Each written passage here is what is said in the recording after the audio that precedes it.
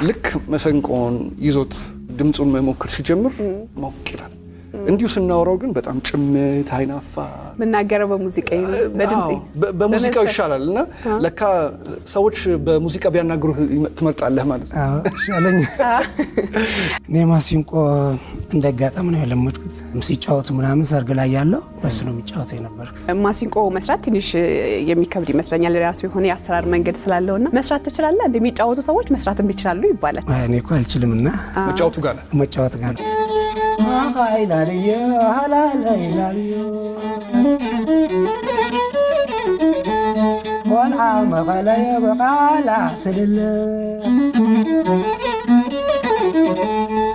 ሃይላልየ ሃላላይላልየ እኔ ከቤተሰብ ከአባቴ ምንም ማለት ቄስ ነው አልወድም እንትኑ ማሲንቆ ምናምን ለመስራት ለወይን ዘፋን ምናምን አልወድም እነሱ እና እኔ በራሴ ነው እንትን ያለ ስሜት ምናምን ስላለኝና በሱ ነው የጀመርኩት።